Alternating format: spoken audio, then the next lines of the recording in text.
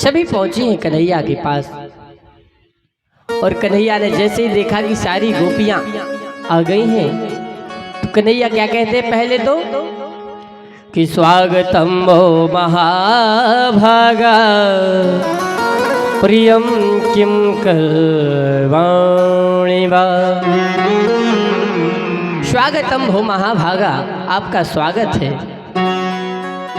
पहले तो स्वागत करती हैं, पहले कन्हैया गोपियों का स्वागत करते हैं और बाद में जोरदार डांट भी लगाते हैं। कैसे लगाते हैं? गोपियों, पहले गोपियों के मन में प्रसन्नता हुई कि चलो कन्हैया हमारा स्वागत कर रहे हैं, हम यदि आए हैं तो कन्हैया हमारा स्वागत कर रहे हैं, माने ठीक है। लेकिन जैसे ही कन्हैया ने डांटना प्रारंभ किया है कि तुम्हें लज्जा नहीं आई, आधी रात को तुम्हें अपने घर में रहना चाहिए, यहाँ चली आई, किसने बुलाया तुम्हें, क्यों आई हो यहाँ?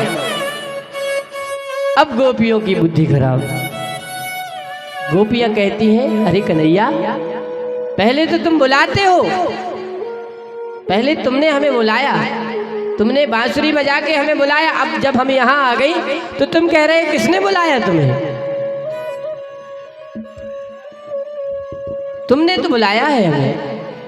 लेकिन कन्हैया कहते तुम्हें इस समय अपने घर में रहना चाहिए, तुम्हें पति के पास होना चाहिए, और तुम यहाँ चली आई, तुम्हें जरा भी लज्जा नहीं आई? क्या कहेंगे तुम्हारे पति? इतनी रात में अकेली चली आई तुम।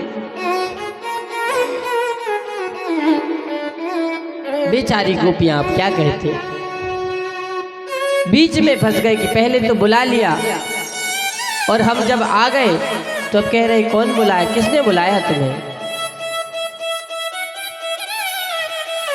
अब क्या करें गोपियां? क्या कह रहे कन्हैया कि पति की पूजा करनी चाहिए तुम्हें, क्योंकि तुम्हारा तो पति ही सब कुछ है, पति की पूजा करनी चाहिए तुम्हें।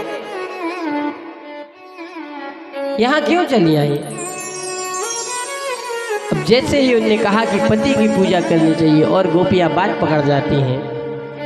गोपी कहती है बहुत हुआ कन्हैया, अब तुमने सुना लिया, अब मन भर गया हो तो थोड़ा कुछ हम सुना लें। कन्हैया कहते हैं कहो क्या कहती हो? बोले एक पतिव्रता स्त्री का पति,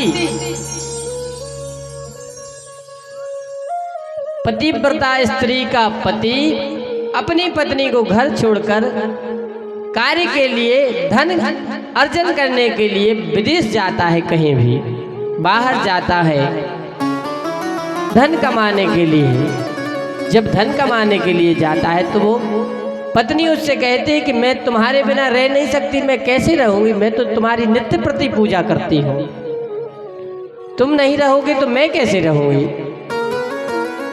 तो पत्नी क्या, पति कहता है पत्नी से कि मुझे तो जाना होगा, लेकिन एक मेरा चित्र तुम रख लो, उसकी पूजा करते रहना।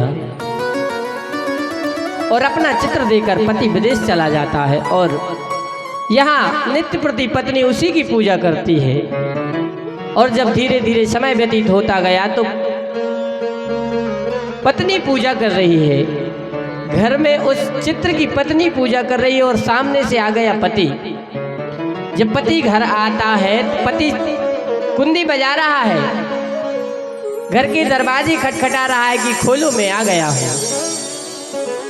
तो अब इस स्थिति में मुझे क्या करना चाहिए? देखो, यदि उस पति की पूजा कर रही है जो चित्र की पूजा कर रही हूँ, यदि मैं उसको छोड़कर उठती हूँ तो भी मेरा पतिव्रत धर्म नष्ट होता है। और यदि वास्तव में उस चित्र को छोड़कर उठती हूँ इन पतिदेव के लिए तो भी मेरा पति धर्म, अगर नहीं उठती हूँ तब भी मेरा पतिव्रत धर्म नष्ट होता है, क्योंकि साक्षात पति सामने खड़े हैं और हम फोटो की पूजा कर रहे हैं। अब बताओ कन्हैया, इस स्थिति में हमें क्या करना चाहिए? इस स्थिति में जो तुम निर्णय करोगे सो हम श्रेयोधार करेंगे। कन्हैया कहते इसमें पूछने वाली बात कौन सी है? जब साक्षात आपके पतिदेव आपके सामने आ गए हो, फोटो को अलग कर देना चाहिए। साक्षात पति की पूजा करो, पहले पति की सुनना चाहिए कि फोटो की सुनती रहोगी। फोटो थोड़ी बोल रही है, फोटो के तो अपन जब नहीं है तो अनुपस्थिति में पूजा कर रहे थे, जब सामने उपस्थित है तो पहले उनके लिए उनके पास जाना चाहिए। तो गोपियाँ कहती हैं आपकी इस बात का उत्तर आपके ही पास है, और आपने स्वयं अपने मुख से कहा है कि इन मिट्टी के पत्तियों का मैं क्या करूं, मैं तो परमपिता जो जगतपति है उनके पास आए हैं हम लोग सब। अब हम इन मिट्टी के पत्तियों का क्या करें? बोले ऐसे बर को क्या बरो जो जीवे और मर जाए, और बर बरिए गोपाल बर जासे चुड़ लो अमर हो जाए। ये तो सब मट्टी के पुतले हैं, हम कन्हैया हम तो आपके पास आ गए। और जैसे ही कन्हैया की परीक्षा में गोपियां पास होती हैं, यहाँ मीरा की भक्ति का अद्भुत प्रेम का वर्णन करते हैं। और धीरे धीरे अब कन्हैया रास लीला में प्रवेश करते हैं। गोपियों ने कहा जब आत्मा का साक्षात्कार हो जाए तो आत्मा का पति सिवाय आपकी और कौन हो सकता है? कन्हैया आप तो जगतपति हो, जगतपति हो आप, तो आपके सिवा और कौन हो सकता है? मेरे गोविंद ने देखा कि गोपियों की भावनाएं बड़ी सुंदर है, प्रभु ने उनके साथ रास क्रीड़ा करने के लिए तैयार हो गए। जितनी गोपी हैं उतनी कन्हैया अलग अलग, किसी गोपी को ये नहीं लग रहा है कि हमारे साथ नहीं है कन्हैया, सभी गोपियों के साथ कन्हैया है। कैसे? दुई दुई गोपी और बिच बिच माधव,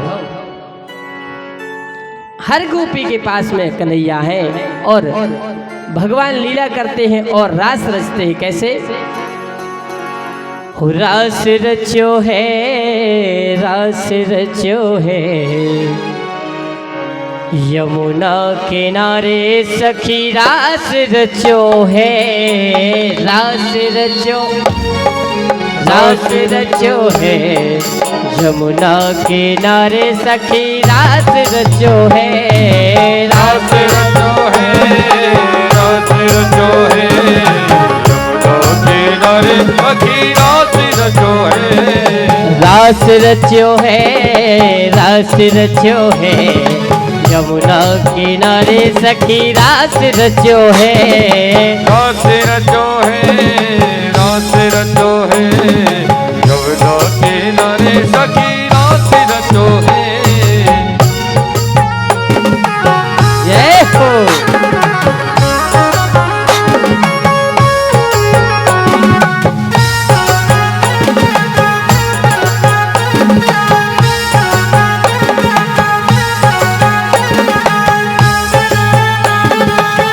बोल वृंदावन बिहारी लाल की।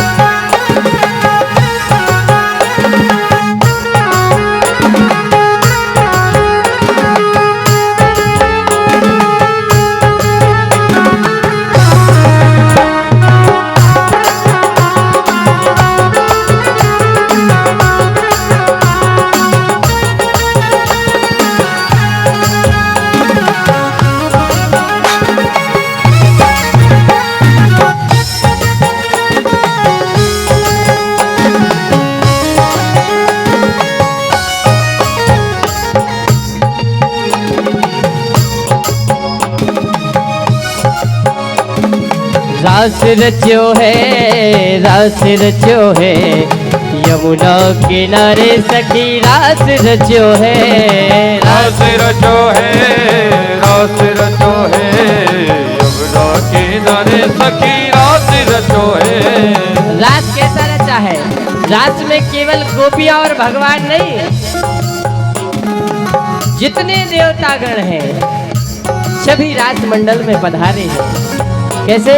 राधा नाचे कृष्णा नाचे नाच गोपी जन, राधा नाचे कृष्ण नाचे नाच गोपी जन, राधा नाचे कृष्णा नाचे नाच गोपी जन, राधा नाचे कृष्ण नाचे नाच गोपी जन।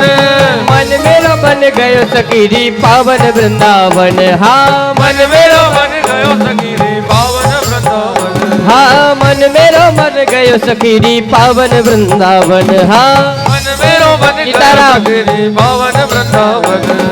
रास रचो है, रास रचो है, यमुना किनारे सखी रास रचो है, रास रचो है, रास रचो है, यमुना किनारे सखी रास रचो है।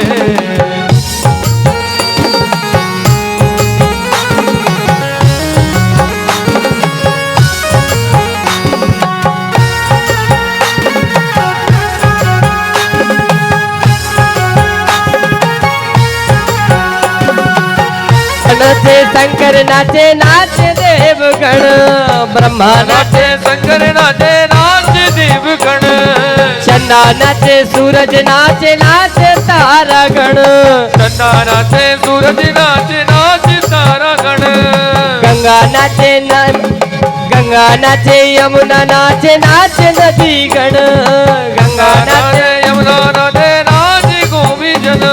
मन मेरो बन गयो सखीरी पावन वृंदावन, हाँ मन मेरो बन गयो सखीरी पावन वृंदावन, प्यारे मन मेरो बन गयो सखीरी पावन वृंदावन, हाँ मन मेरो बन गयो सखीरी पावन वृंदावन। रास रचो है, रास रचो है, यमुना किनारे सखी रास रचो है, रास रचो है, रास रचो है, यमुना किनारे सखी रास रचो है। रास रचो है, रास रचो है, यमुना किनारे सखी रास रचो है, रास रचो है, रास रचो है, यमुना किनारे सखी रास रचो है। यमुना किनारे महारास रचो है, यमुना किनारे रास रचो है। यमुना किनारे महारास रचो है।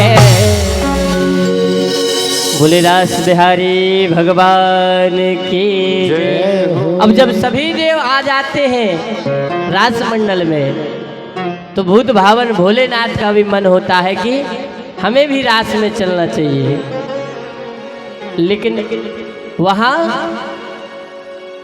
पुरुषों का प्रवेश निषेध है, पुरुषों को जाने नहीं देते रास मंडल में। तो भगवान क्या कहते हैं? भगवान कहते हैं मुझे भी गोपी बना दो, गोपी बन के चले जाएंगे हम। तो गोपी कैसे बना दो? बोले एक बार भोले